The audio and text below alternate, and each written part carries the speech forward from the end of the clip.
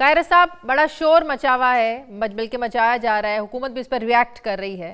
पाकिस्तान तहरीक इंसाफ तो शोर मचा रही है कि डोनाल्ड ट्रंप आएंगे तो इमरान खान की जो है ना वो रिहाई हो जाएगी, लेकिन हुकूमत इस पर इतनी डिफेंसिव क्यों हो रही है कि नहीं, अमेरिका हमारे मामलात में मदाखलत नहीं करेगा, नहीं करनी चाहिए? तो क्यों हुकूमत क्यों डिफेंसिव हो रही है? पहले तो आपने अपने इंट्रो में जो सारा एक मवाजना पेश किया, उस पर इतनी गुजारिश करूंगा कि पाकिस्तान और अमेरिका का मवाजना करते हुए हमें दोनों रियासतों के हालात को, उनकी डेमोक्रेटिक स्ट्रगल को, उनके अपने समाजी हालात को, उनके इंस्टीट्यूशंस को वो बिल्कुल मवाजना करना चाहिए। और हमारा कोई मवाजना नहीं है। वो दुनिया की एक मॉडर्न डेमोक्रेसी है, एस्टेब्लिश्ड डेमोक्रेसी है, और हम एक स्ट्रगलिंग डेमोक्रेसी है। हम एक ऐसा समाज है जो अभी तक गुलामी के दौर की जकड़नों से बाहर नहीं निकल पाए। हम आज तक अपने मजहब के, अपने कल्चर के और अपने जो एग्रीकल्चरल दौर के टैबूज है उनको नहीं तोड़ पाए। किसकी गुलामी किसने मजबूर किया? इतनी अरसे के बाद भी अगर आज हम गुलामी है अंग्रेज साम्राज्य की, गुलामी है इस मुल्क के अंदर पुराने कल्चर की। अच्छा। गुलामी है इस मुल्क के अंदर जागीरदाना समाज की, जिसको तोड़ना मेरे एक हुकूमत के पास का रोग नहीं है। वहां पे एक और तरह की एक स्ट्रगल हुई है। सो इन दोनों के मवाजने के लिए, पाकिस्तान का मवाजना करने के लिए अच्छा मवाजना हिंदुस्तान से या बांग्लादेश से होगा, अमेरिका और यूरोप से नहीं होता। दूसरा, अगली बात करते हैं। अब सवाल यह है, बहरहाल आपका हक है, आप इसको जिस तरह चाहे मिलाएं, लेकिन ये मवाजना बनता नहीं। दूसरा, आपने फरमाया कि पाकिस्तान के सियासतदान कब सीखेंगे? जब सियासत होगी, सियासत चलेगी तो सीखेंगे। तो अभी क्या प्रोसेस से सीखेंगे। सर अभी क्या हो रहा है? अभी स्ट्रगलिंग सियासत है, इसको प्योर सियासत तो नहीं कह सकते आप। क्या वहां पे प्योर सियासत किसे कहते हैं? क्या सुने अमेरिका के अंदर, यूरोप के अंदर, वहां क्या दहाइयों और सदियों ये अमल नहीं होता रहा कि वहां डॉलर वोट भी होता रहा, वहां भी लोग टूटते रहे, वहां भी ताकत के जोर पे गेम चेंज होती रही। सो ये कहना कि हम क्यों नहीं सीख रहे, ये जरा ज्यादा तल्ख बात है।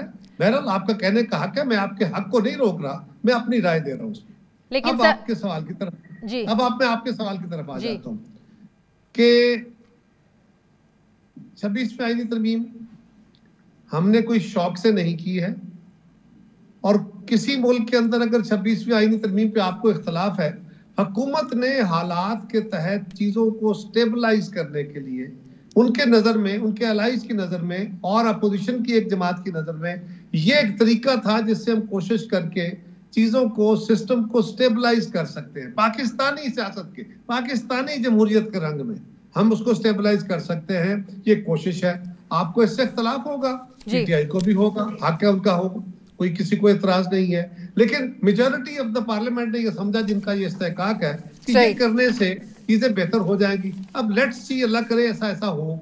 अगर ना हुआ तो उसको तब्दील किया जाएगा और कर लिया जाएगा वक्त आने पे। रजा रबानी साहब एक सीनियर सियासतदान है, साबिक चेयरमैन सेनेट हैं, जो पार्लियामेंट में कानून साजी हुई 5 नवंबर को, उस पर वो बोले, उस पर उन्होंने तनकीद की। उन्होंने कहा कि पार्लियामेंट की तारीख का वो स्याद तरीन दिन था, हुकूमत ने कवानीन की मअतली के जरिए हम कानून साजी पास की। उन्होंने कहा कि बिल्स हो ठीक है, अब मुतल्लिका कायमा कमेटियों के पास भेजते, कमेटियां बिल्स का जायजा लेती, बिल्स को सेनेट और कौमी असम्बली से बहस के बाद अक्सरियती वोटों से मंजूर करवाना चाहिए था। ये क्या हुआ, रातों रात ये सारा कुछ मंजूर हो गया?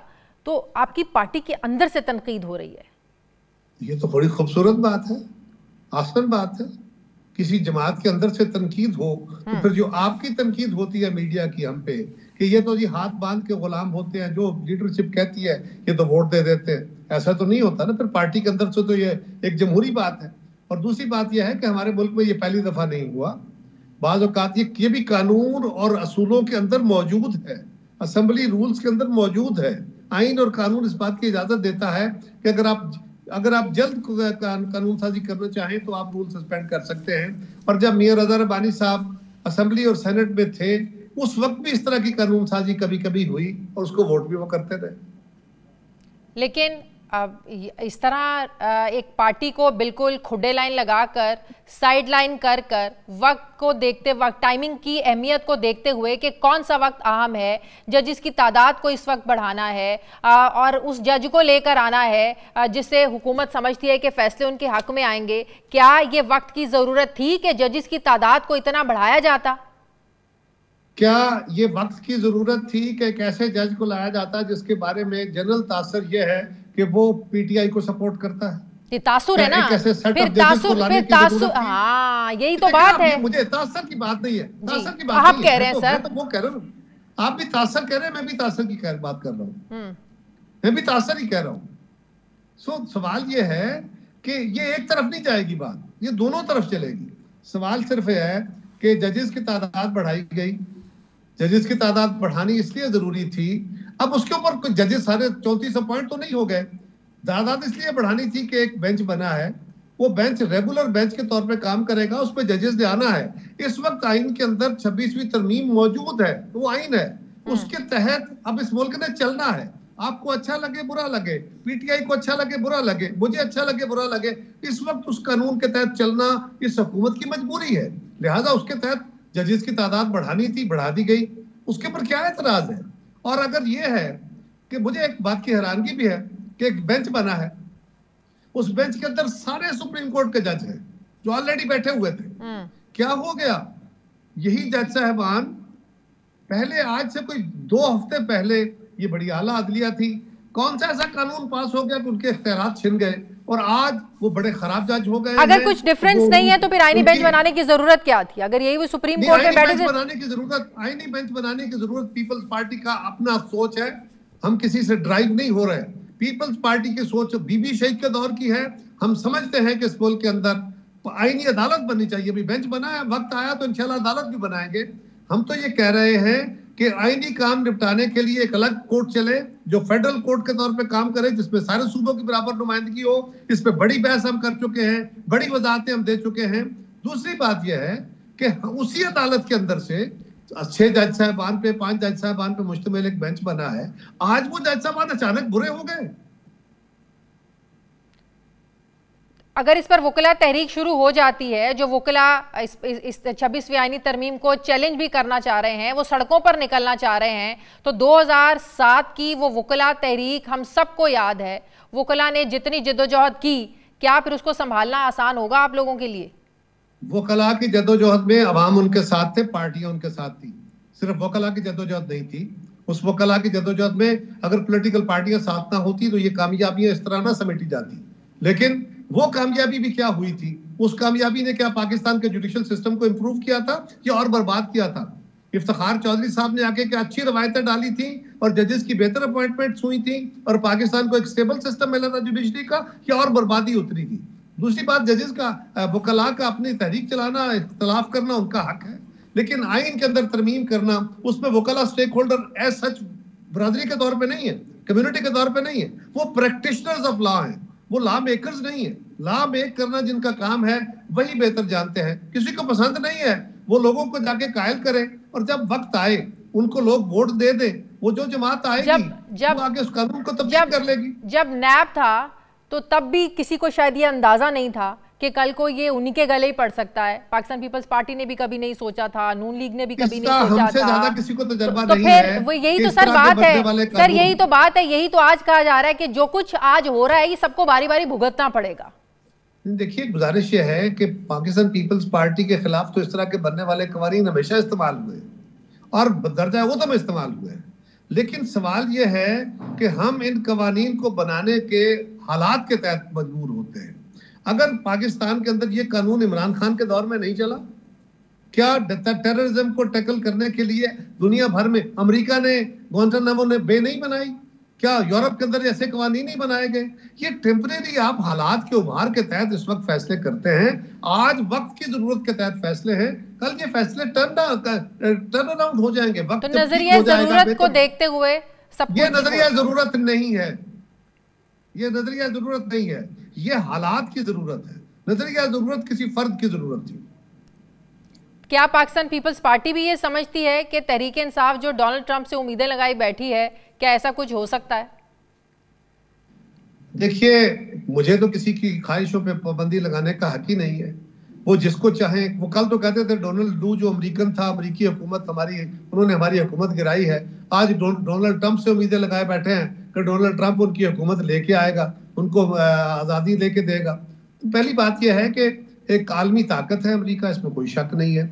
आलमी ताकत अपने एजेंडा रखती है, वो पूरी दुनिया के अंदर उनकी अपनी मदाखलतें होती है। हमारे खित्तों के या हमारे जैसे ममालिक में उनकी कई मदाखलतें चलती हैं, लेकिन ये भी एक तारीख है कि जब जब हुकूमतों को या स्टेट को जरूरत होती है, उनके हुक्म मान लेती है, उनकी राय मान लेती है, उनके प्रश्न कबूल कर लेती है।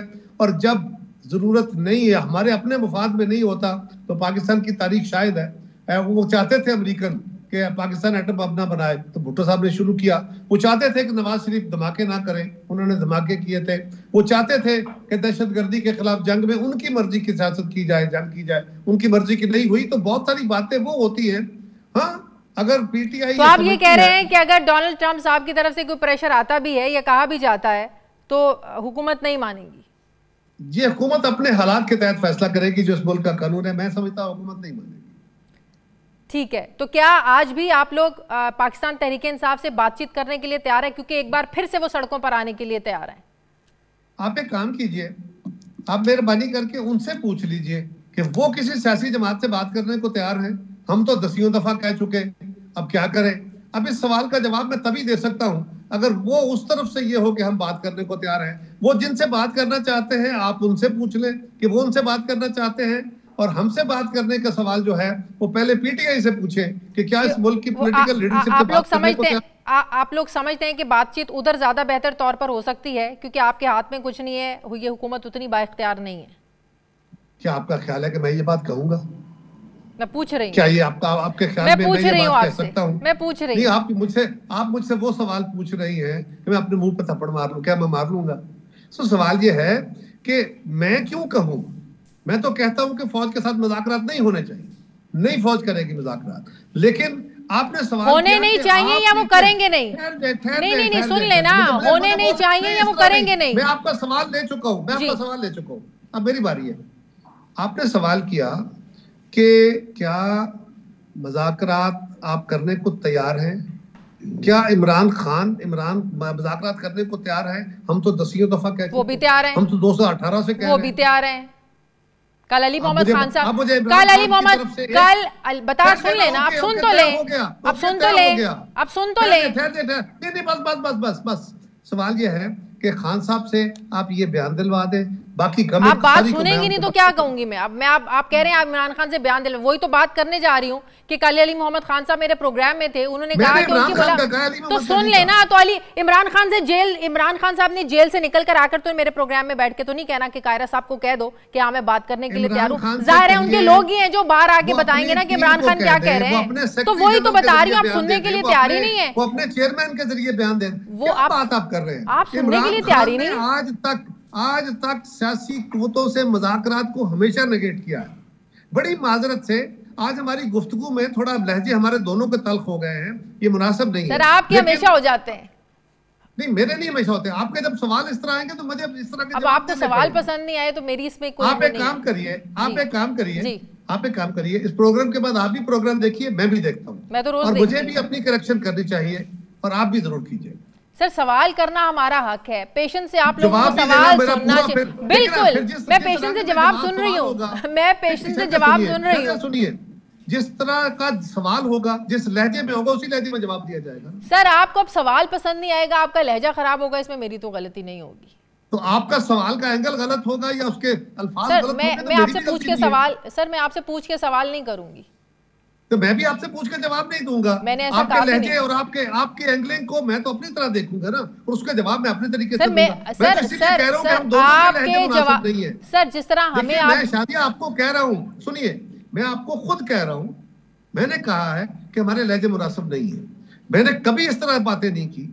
ये तो आपने अपने इंट्रो में इस तरह बातें की कि मुझे इस लहजा अपना मेरा भी तल्ख हो गया। तो मेरी बात सुने ना सर, पेशेंस होना चाहिए ना। अगर मेरा इंट्रो सख्त है तो मेरी बात तो आप में पेशेंस होना चाहिए ना सर। भाई अब मैं आपसे पूछ के तो नहीं लिखूंगी, मैं कतई नहीं कह रहा, लेकिन मेरे साथ बात करते हुए आपको अपना मुनासिब लहजा करना होगा। सर तभी मेरे मुझे अपना लहजा सर ठीक रखना मसला होगा ना। सर मसला लहजे का नहीं है, मसला है सवालात का, मसला है इंट्रो का। अगर तो आपको आपका इंट्रो करना हक है, हाँ तो लेकिन यही मुझे तो भी बात जवाब है देने का हक है। जी बिल्कुल। अगर आप उसको अपने पूरे इंट्रो में, अगर आप अपने पूरे इंट्रो में मेरे खिलाफ एक पूरी दीवार खड़ी करेंगी तो फिर मुझे उस दीवार को तोड़ना सर ये तो पड़ेगा आप ना। समझ रहे हैं ना मैं आपके खिलाफ दीवार खड़ी कर रही हूँ सर। अगर आपकी देखिए, सोच वहां जा रही है तो मैं आपकी अपनी सोच तरह को पर समझूंगा मैं ना, पाबंदी नहीं लगा सकती सर। देखिए ना, मैं आपकी तरह तो नहीं समझ सकता ना, मैं आप पे पाबंदी लगा सकता हूँ जी। ना। मैं आपसे ये कह रहा हूँ कि आप ये सवाल ना करें, आपका हक है, आप करें, बिल्कुल करें। मैंने तो ये कहा कि बात करते करते मेरा भी लहजा तल्ख हुआ, आपका भी हुआ, तो ये मुनासिब नहीं है। I am sorry for this. मैंने तो 2 दफा सॉरी कह दिया चले हम मेरी तरफ चले हम भी माजरत करते हैं सर। मैंने इकरार कर लिया सर हम भी माजरत करते हैं, लेकिन बात ये है कि अगर मेरा इंट्रो आपको सख्त लगा, इंट्रो के अल्फाज सख्त लगे, तो इसमें आपको पेशेंस से सुनना चाहिए और आप बार बार इस चीज को दोहरा रहे हैं। मैंने पेशेंस से सुना, दलील देना सर मुझे। होता है, मेरी सुन लीजिए, आपका इंट्रो होता है 7 मिनट का, मेरे जवाब को आपने 30 सेकंड देने होते हैं। सो मुझे फिर उस तरह टाइम देना चाहिए ना आपको, ताकि मैं उसको रिबट कर सकूं। सर बिल्कुल सही है, 15 मिनट का आपका बिल्कुल सोलो सेगमेंट है और मैं बड़े तहम्मुल से आपकी बात सुन रही हूँ।